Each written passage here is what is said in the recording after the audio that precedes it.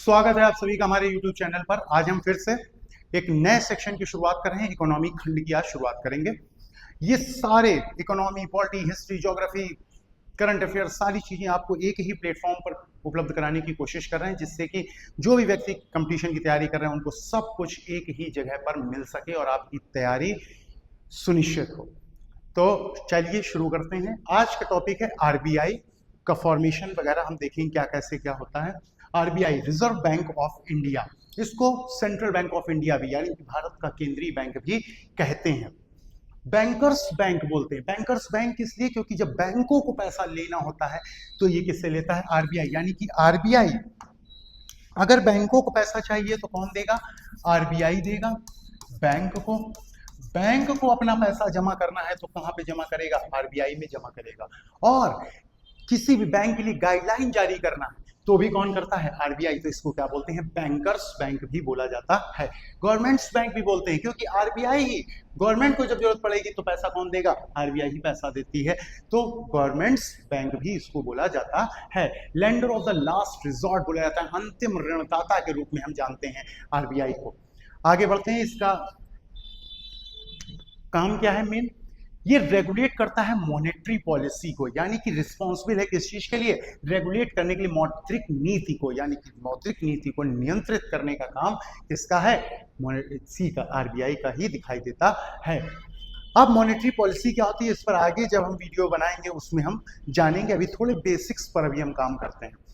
अब इसका formation, RBI का फॉर्मेशन कब हुआ? 1926 में, 1926 में हिल्टन यंग कमीशन बनाया गया, उसका अपॉइंटमेंट हुआ हिल्टन यंग कमीशन। इस कमीशन का दूसरा नाम रॉयल कमीशन भी दिखाई देता है, तो रॉयल कमीशन पूछ दिया जाए तो घबराना नहीं।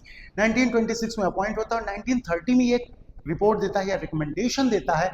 उसके आधार पर एक और कमीशन बनता है, कमेटी बनती है, सेंट्रल बैंक इन्वेस्टिगेशन कमेटी। यानी कि 1926 में जो बना हिल्टन यंग कमीशन, उसकी रिकमेंडेशन पर एक कमेटी बन जाती है, सेंट्रल बैंक इन्वेस्टिगेशन कमेटी। कब? 1930 में। और इसी कमेटी की रिकमेंडेशन पर एक्ट पास होता है, आरबीआई एक्ट 1934।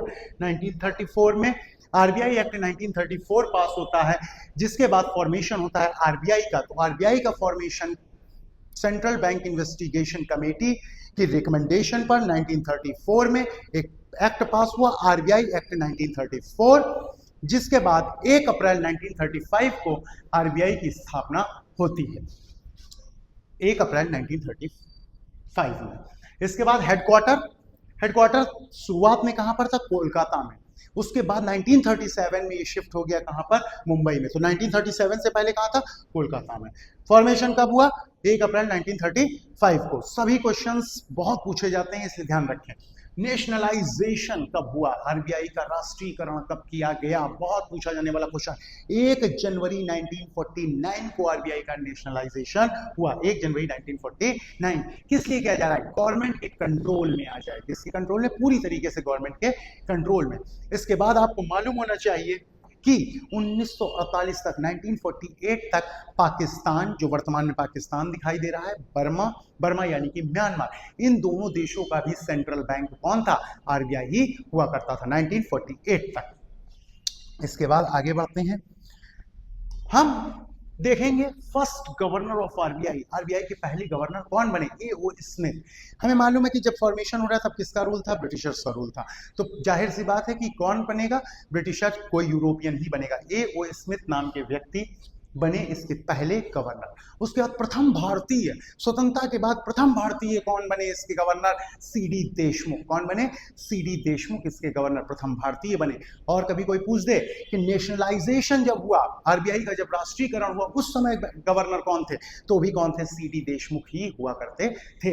इस समय आरबीआई के गवर्नर कौन है? शक्तिकांत दास। 25वें गवर्नर शक्तिकांत दास दिखाई देते हैं। कभी पूछ दिया जाए इससे पहले कौन थे? उर्जित आर पटेल। यानी कि 24वें गवर्नर हमारे यहाँ कौन थे? उर्जित आर पटेल थे। पूरे कोरोना पीरियड में जब स्थिति गड़बड़ा रही थी इकोनॉमी की, उस टाइम पे गवर्नर कौन रहे? हमारे शक्तिकांत दास जी ही रहे। आगे बढ़ते हैं। अब सबसे इंपॉर्टेंट पार्ट की तरफ बढ़ रहे हैं, स्ट्रक्चर ऑफ आरबीआई। आरबीआई का संगठन कैसा दिखाई देता है? तो ये दो पार्ट्स में हम इसको बांट के देखते हैं। एक एग्जीक्यूटिव डायरेक्टर्स, एग्जीक्यूटिव डायरेक्टर्स और एक नॉन एग्जीक्यूटिव डायरेक्टर्स। तो एग्जीक्यूटिव डायरेक्टर में दो फिर पार्ट कर देते हैं। एक गवर्नर, गवर्नर कितना होता है, एक कौन है, शक्तिकांत दास। दूसरी तरफ आता है डिप्टी गवर्नर, उप गवर्नर, कितने दिखाई देते हैं, 4। कितने दिखाई देते हैं, 4। ये हो गया एग्जीक्यूटिव डायरेक्टर्स। उसके बाद दूसरी तरफ चलते हैं नॉन एग्जीक्यूटिव डायरेक्टर्स। उसमें 10 मेंबर तो नॉमिनेटेड होते हैं गवर्नमेंट के द्वारा। कितने, 10। कितने मेंबर नॉमिनेटेड होते हैं, 10 मेंबर। और एक होता है लोकल बोर्ड से, होता है लोकल बोर्ड जिसमें दिल्ली, मुंबई, कोलकाता, चेन्नई, दिल्ली, मुंबई, कोलकाता, चेन्नई, और हर जगह से 5-5 मेंबर। यानी कि अगर टोटल मेंबर पूछे जाएं आरबीआई के स्ट्रक्चर में कितने मेंबर दिखाई देते हैं, तो हम देखेंगे एग्जीक्यूटिव कितने हो गए, 4 और 1, यानी कि टोटल 5 एग्जीक्यूटिव। और इधर नॉन एग्जीक्यूटिव में नॉमिनेटेड 10 और इसके बाद 20 लोकल बोर्ड से, मुंबई, दिल्ली, कोलकाता, चेन्नई, 5-5 हर जगह से। तो टोटल मिलाकर के ये 35 दिखाई देते हैं। कैसा भी क्वेश्चन हो, कॉन्सेप्ट क्लियर है तो आप क्लियर कर लेंगे। उसके बाद कभी कभी 21 मेंबर्स का भी ये कॉन्सेप्ट आता है, वो उसको हम बाद में आगे किसी वीडियो में हम जरूर चर्चा करेंगे।